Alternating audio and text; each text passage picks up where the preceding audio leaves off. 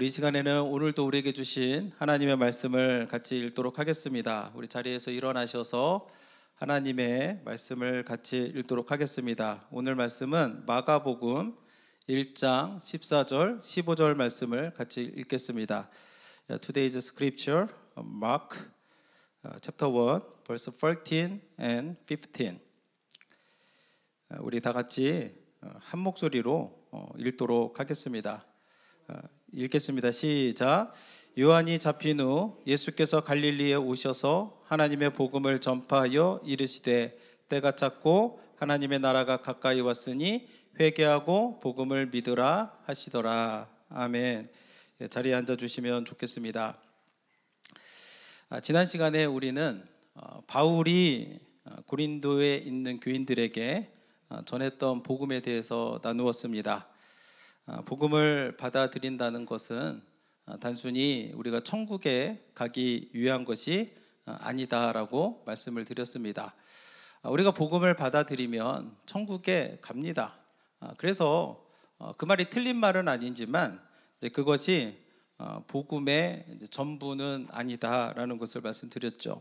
그래서 우리가 참되게 복음을 받는다는 것은 어떤 의미가 있냐면 세상의 풍속과 세상의 법을 따르지 않고 이제는 하나님의 말씀을 믿고 따르겠습니다라고 결단하는 것이 우리가 예수님을 구주로 영접하는 것입니다.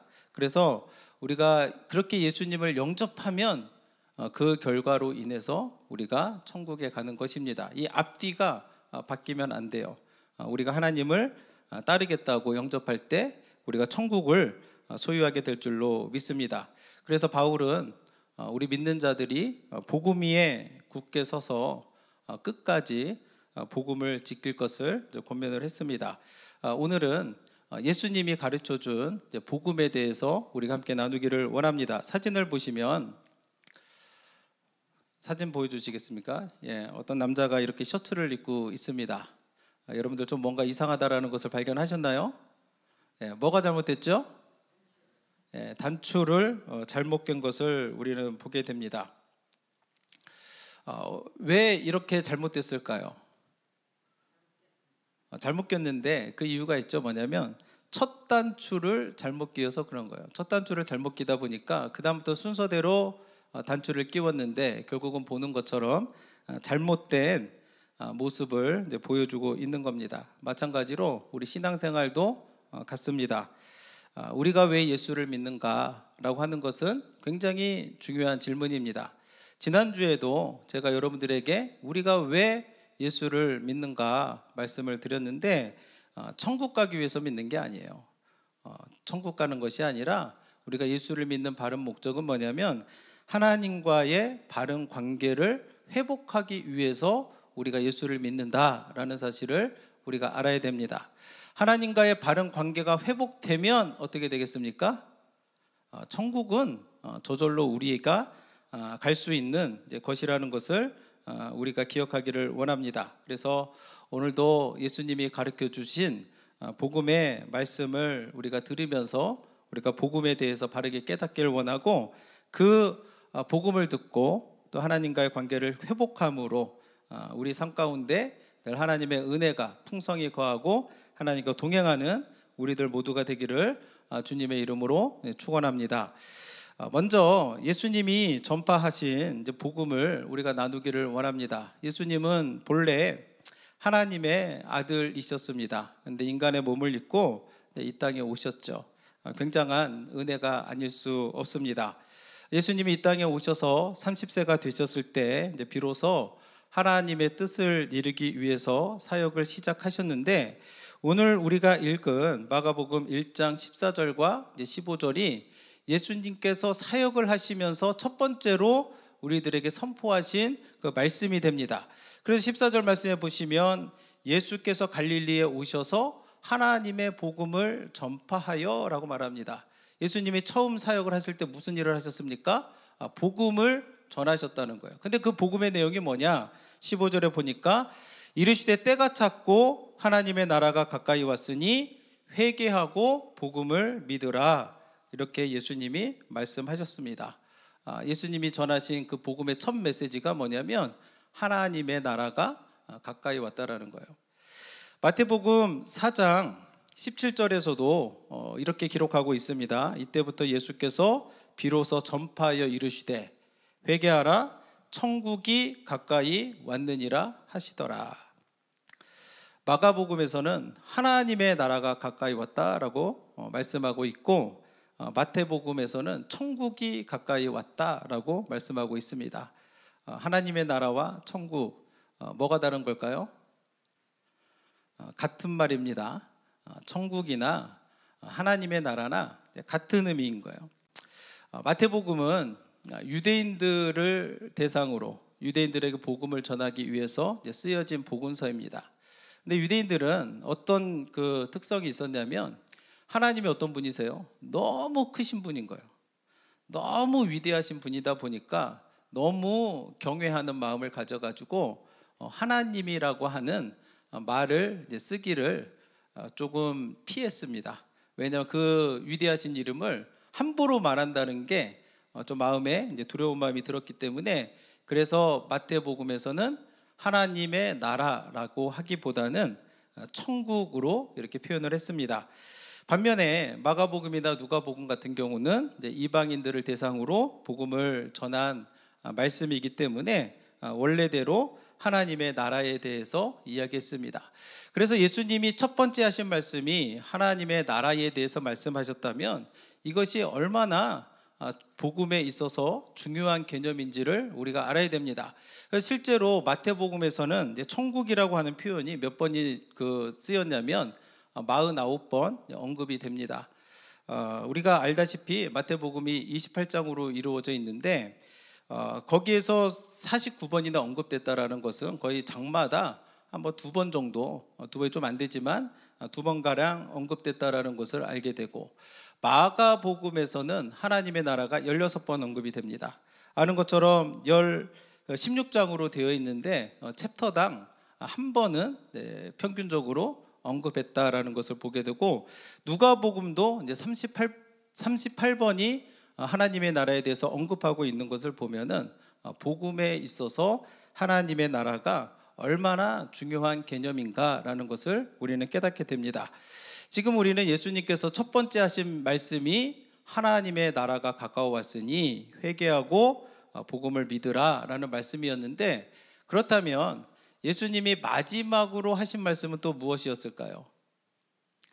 예수님이 이 땅에 계시면서 마지막으로 하신 말씀은 무엇이었을까 살펴보면, 사도행전 1장 3절 말씀을 보시면, 그가 고난받으신 후에 또한 그들에게 확실한 많은 증거로 친히 살아계심을 나타내사 40일 동안 그들에게 보이시며 하나님 나라의 일을 말씀하시니라 라고 성경은 가르쳐주고 있습니다. 예수님이 성경대로 죽으시고 사흘 만에 부활하시고 이 땅에 40일을 거하셨습니다.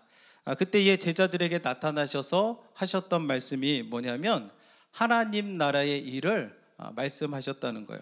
그렇다면 예수님께서 시작하셨던 말씀도 하나님의 나라고 마지막으로 하셨던 말씀도 하나님의 나라라고 한다면, 복음에 있어서 하나님의 나라라고 하는 것이 얼마나 중요한 것인가라는 것을 우리는 깨닫게 됩니다.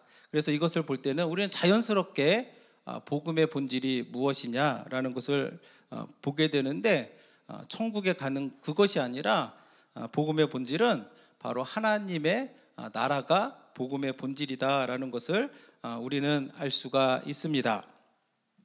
그렇다면 하나님의 나라는 무엇을 의미하는 걸까요? 그냥 우리가 일반적으로 생각하는 천국이 하나님의 나라일까요? 이것을 알기 위해서 우리가 마가복음 1장 15절에 하나님의 나라라고 쓰인 그 헬라어는 바실레이아라고 하는 말입니다. 이 말의 뜻은 어떤 말이 있냐면 하나님이 통치하신다라는 말을 가지고 있어요. 그러니까 하나님의 나라라는 것은 어떤 의미를 가지고 있냐면 하나님이 통치하시는, 하나님이 다스리시는 나라가 바로 하나님 나라이고, 그것이 복음의 본질이다라고 하는 것을 우리가 깨달아 알아야 될 줄로 믿습니다. 일반적으로 국가를 이루기 위해서는 세 가지가 필요하다고 합니다. 국민이 있어야 되고, 살 땅이 있어야 되고 그리고 주권이 있어야 이제 나라를 이룰 수가 있습니다. 그 중에서도 영토라고 하는 것은 굉장히 이제 중요한 요소입니다.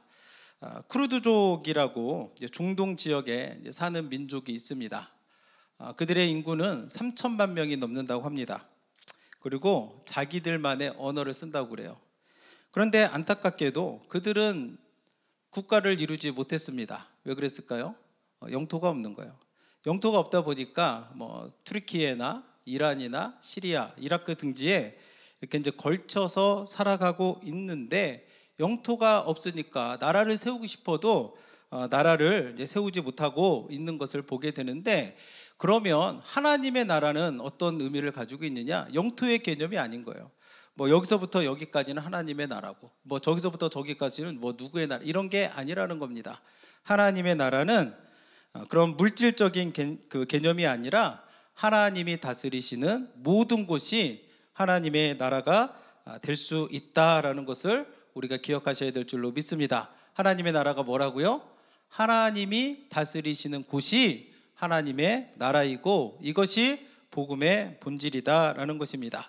그래서 예수님도 제자들에게 기도하는 것을 가르쳐 주실 때에 뭐라고 가르쳐 주시냐면, 마태복음 6장 10절에 보시면 나라가 임하시오며 라고 기도하라고 가르쳐 줍니다. 우리는 일반적으로 천국에 간다라고 표현을 합니다.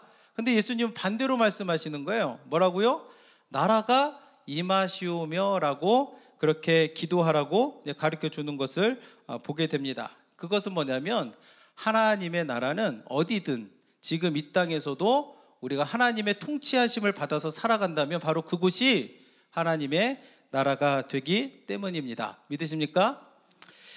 누가복음 17장에서 보시면 바리새인들이 예수님에게 질문을 합니다. 예수님에게 하나님의 나라가 어느 때에 임합니까? 라고 이제 물었더니 예수님이 17장 20절과 21절에 뭐라고 말씀하시냐면, 예수께서 대답하여 이르시되 하나님의 나라는 볼 수 있게 임하는 것이 아니요 또 여기 있다 저기 있다고도 못하리니 하나님의 나라는 너희 안에 있느니라 라고 그렇게 말씀하고 있는 것입니다. 뭐라고요? 하나님의 나라는 여기 있다 저기 있다 할 수 없다는 거예요. 어디에 있어요? 바로 우리 안에 있다라고 주님이 말씀합니다. 어떻게 하나님의 나라가 우리 안에 임하겠습니까? 우리가 하나님의 말씀대로 순종함으로 하나님의 다스리심을 받으며 살아가면 내 안에 하나님의 나라가 임한다는 거예요. 놀랍지 않습니까? 이것을 우리가 위해서 함께 살아가기를 원합니다. 또 이 사실을 안다면 또 우리가 가지고 있는 사명을 깨닫게 되는데, 그 사명은 우리 안에, 그리고 우리의 가정에, 우리의 일터에, 우리 교회와 지역사회에, 그리고 온 세상에 하나님의 나라가 임하도록 우리가 복음을 전파해야 될 줄로 믿습니다. 로마서 10장 14절과 15절에서는 이렇게 말씀하고 있습니다. 그런즉 그들이 믿지 아니하는 일을 어찌 부르리요? 듣지도 못한 일을 어찌 믿으리요? 전파하는 자가 없이 어찌 들으리요? 보내심을 받지 아니하였으면 어찌 전파하리요? 기록된 바 아름답도다 좋은 소식을 전하는 자들의 발이여 함과 같으니라. 사도 바울은 로마서 10장에서 믿는 사람들에게 복음의 기쁜 소식, 좋은 소식을 전하라라는 것을 강조합니다. 그러면서 뭐라고 하냐면 아름답도다 좋은 소식을 전하는 자들의 발이여 함과 같으니라 라고 이야기를 합니다. 그런데 아름답도다 좋은 소식을 전하는 자들의 발이여 라는 말을 할 때에 그 앞에다가 무슨 말을 붙였습니까? 기록된 바라는 말을 붙였습니다. 기록된 바. 기록되었다는 것은 무엇을 의미하는 거겠습니까? 구약에 하나님이 구약의 선지자들을 통해서 이미 말씀하셨다는 거예요. 그러면 사도 바울은 어떤 말씀을 인용했을까 생각을 해보면 이사야서 52장 7절에 보면 좋은 소식을 전하며 평화를 공포하며 복된 소식을 가져오며 구원을 공포하며 시온을 향하여 이르기를 내 하나님이 통치하신다 하는 자의 산을 넘는 발이 어찌 그리 아름다운가 라고 이야기합니다. 분명히 이사야 선지자를 통하여서 복음을 전하는, 좋은 소식을 전하는 사람의 발걸음이 얼마나 아름다운가라고 말하는데, 그 좋은 소식을 전하는 사람이 뭐라고 말한다고요? 내 하나님이 통치하신다라고 그렇게 말하면서 좋은 소식을 전하고 다닌다고 가르쳐주고 있는 겁니다. 그러면 좋은 소식은 뭘까요? 하나님이 통치하시는, 그것이 우리에게 좋은 소식이심을 우리가 믿으시길 원합니다. 그래서 하나님이 나를 다스리시는 것이 우리에게 좋은 소식입니다. 믿으십니까? 왜냐하면 하나님이 우리를 통치하실 때 우리 삶에 참된 생명과 행복이 있기 때문에 그런 거예요. 우리는 우리 뜻대로 하는 것이 우리에게 참된 행복을 가져다 줄 거라고 생각하지만 성경은 그렇게 말하지 않습니다. 로마서 14장 17절 말씀에 보시면 하나님의 나라는 먹는 것과 마시는 것이 아니요 오직 성령 안에 있는 의와 평강과 희락이라 라고 말씀합니다. 그래서 내가 우리의 삶을 살아갈 때에 하나님의 말씀을 내 마음에 품고 그 말씀대로 순종하며 살아가면 하나님이 우리에게 의와 평강과 희락을 허락하여 주실 줄로 믿습니다. 여러분들 믿으십니까? 그런데 문제가 있어요. 문제가 뭐냐면 우리가 그렇게 살아가기를 별로 원치 않는다는 것이 문제입니다. 우리에게 복음이 필요한 이유는 뭐냐면 하나님이 다스리시는 그 통치가 필요하기 때문입니다. 그런데 우리는 자꾸 하나님의 통치보다는 내 마음대로, 내 뜻대로 하려고 하는 경향이 있습니다. 왜 그럴까요? 죄 때문에 그런 거예요. 우리 삶에 나타나는 모든 문제들이 있습니다. 목회를 하다 보면 많은 분들이 세상의 부조리를 보면서 질문하는 분들이 있어. 왜 이런 일이 생깁니까? 왜 사람들이 서로 살아가지 못하고 미워할까? 믿는 자들끼리도 그런 일들이 너무 많아요. 왜 사람들이 전쟁을 일으켜서 많은 사람들을 서로 죽일까라고 하는 의문을 가지고 있습니다. 또 세상의 어린아이들 보면은 그 순수하고 착한 아이들이 왜 학대를 당할까라고 와서 묻는 분들이 있어요. 왜 이런 일이 생기겠습니까? 가장 근본적인 원인은 죄 때문에 그런 것임을 우리가 깨달아 알아야 될 줄로 믿습니다. 이사야서 59장 2절에 보면은 오직 너희 죄악이 너희와 너희 하나님 사이를 갈라놓았고 너희 죄가 그의 얼굴을 가리워서 너희에게서 듣지 않으시게 함이니라 라고 말씀하고 있습니다. 뭐가 우리와 하나님 사이를 갈라놨어요? 죄가 마치 장벽처럼 하나님과 우리 사이를 가로막고 있다고 합니다. 그러다 보니까 어떤 일이 생기냐면 우리 삶에 너무 많은 문제들이 생기는 거예요. 전쟁이 있고 미움이 있고 시기가 있고 질투가 있고 이런 일들이 왜 생기는가? 죄 때문이라는 거예요. 우리는 모두 다 하나님이 이 세상을 창조하셨다는 것을 믿습니다. 그렇죠? 하나님이 이 세상을 창조하실 때에 우리를 지으실 때에 어떻게 지으셨는가? 하나님의 형상대로 우리를 지으셨다고 성경은 말씀하고 있습니다. 믿으시죠? 하나님의 형상대로 지음을 받았다. 우리가 하나님의 형상대로 창조되었다라는 것은 무엇을 의미하는 것이겠습니까? 단순히 하나님이 주시는 사랑과 은혜를 받으며 살아가는 그것만 의미할까요? 아니죠.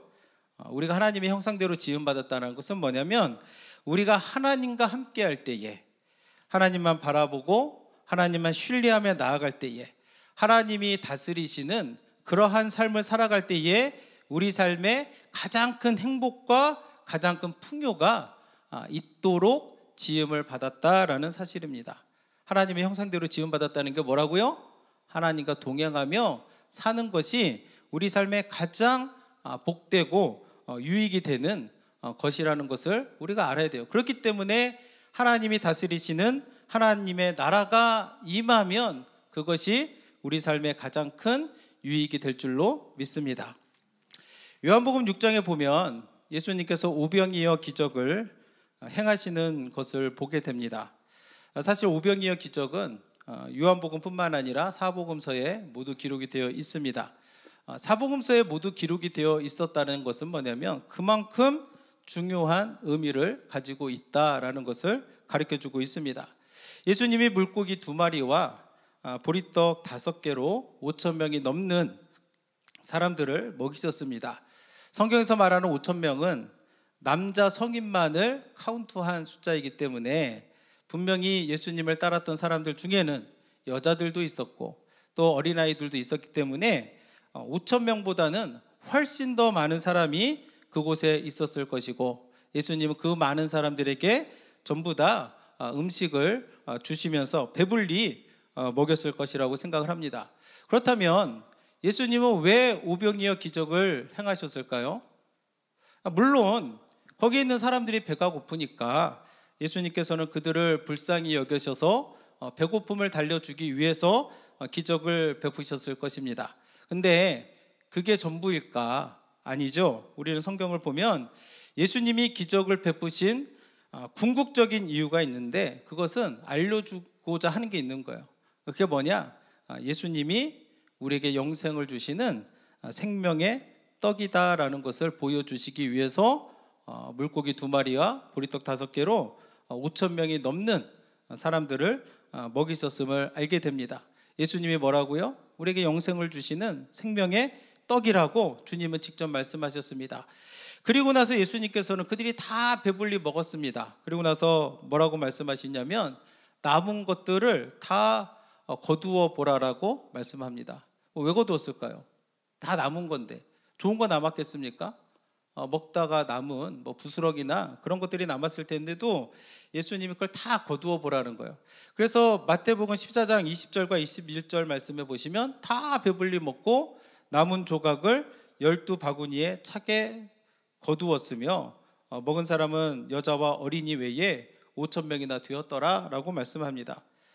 예수님이 이렇게 다 먹고 남은 것을 거두게 하신 이유는 하나님이 다스리시는 세상은 이처럼 풍성할 것임을 보여주기 위해서 이렇게 남은 것을 모으게 하신 겁니다.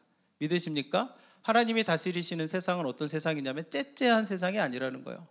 넘치는 은혜와 축복을 주시는 풍성함이 있는 곳이 하나님이 다스리시는 하나님의 나라라는 것을 여러분들이 깨달아 알기를 주님의 이름으로 축원합니다.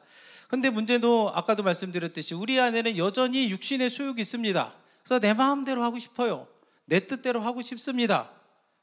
왜 그렇다고 했죠? 죄 때문에. 그래서 여전히 우리 안에 있는 죄의 본성이 남아있다 보니까 이 본성이 어떻게 우리를 만드느냐? 하나님의 통치하심을 자꾸 멀리하게 만드는 거예요. 하나님의 말씀하시면 죄의 본성이 남아가지고 어떻게 만들어요? 내가 하고 싶은 대로 내 정욕을 따라서 내 욕심을 따라서 살도록 자꾸 우리를 컨트롤하는 것이 오늘날 우리가 살아가는 삶의 모습이다라는 것을 우리가 기억을 해야 됩니다. 그래서 우리가 내 마음대로 내 마음의 정욕을 쫓아서 살아가면 그 인생은 어떻게 되겠습니까? 이런 인생을 이미 살아본 사람이 있어요. 누가 살았냐면 솔로몬 왕이 그런 삶을 살아봤습니다.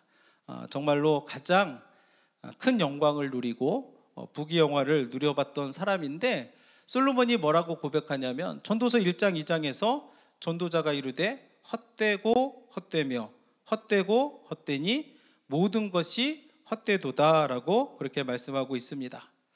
헛되다라는 표현을 이 짧은 한 구절에서 몇 번이나 사용하고 있어요? 5번이나 사용하고 있는 것을 보게 됩니다. 이것은 솔로몬이 하나님 없이 사는 인간의 모습이 얼마나 허무한 삶인가라는 것을 가르쳐 주는 거죠. 나는 그런 삶을 안 살아봤으니까 한번 그런 삶을 살아보고 싶다라고 생각하는 분이 계실지도 모르겠습니다. 그러나 이미 살아봤던 솔로몬의 고백은 헛되다는 거예요. 의미 없다라는 거예요. 정말로 서글픈 일이 아닐 수 없습니다. 그러면 이런 상황 속에서 우리는 어떻게 해야 될까? 하나님의 나라가 임하는 것이 내게 복이 되는 일인데 내 안에는 여전히 죄의 본성이 남아 있어서 자꾸 그것을 거부하려고 하는 그런 상황 가운데 우리가 놓이게 됩니다. 그런 가운데 우리는 어떻게 해야 될까? 그럼에도 불구하고 다시 하나님께로 돌아가야 될 줄로 믿습니다. 우리 다시 한번 따라해 볼까요? 다시 하나님께로 돌아가야 한다. 이것이 우리가 사는 길임을 우리가 알아야 됩니다. 돌아가면 거기서 참된 생명과 기쁨 그리고 평안을 경험하게 될 줄로 믿습니다. 믿으십니까? 세상의 어떤 것들을 우리가 쫓으며 나아갈 필요가 없습니다. 마치 신기루와 같은 것이어서 움켜쥘 수가 없어요. 주님이 주시는 참된 평안과 희락을 받기를 주님의 이름으로 다시 한번 축원합니다. 제가 여러분들에게 마지막으로 질문을 하나 드리고 싶습니다. 여러분들은 예수님을 만나셨나요? 여러분들은 예수님을 만나셨습니까? 예수님은 나를 위해 죽으셨습니다. 그리고 다시 부활하시고 지금도 나를 사랑하시고 하나님 보좌 우편에서 나를 위해서 간구하고 계세요. 믿으십니까? 여러분들이 그 예수님을 만나셨냐고요? 만일 여러분들이 예수님을 만났다라고 고백하면 우리 삶에 어떤 변화가 나타나야 될까요? 그냥 내가 주일날 교회 잘 나오면 그것이 변화일까요? 내가 그냥 입으로 주여 주여 하면 그것이 내가 진짜 살아계시는 내게 생명을 주시는 예수님을 만난 결과일까요? 아니라는 것을 우리는 다 압니다. 마태복음 7장 20절 말씀해 보시면 이러므로 그들의 열매로 그들을 알리라 라고 주님은 말씀하십니다.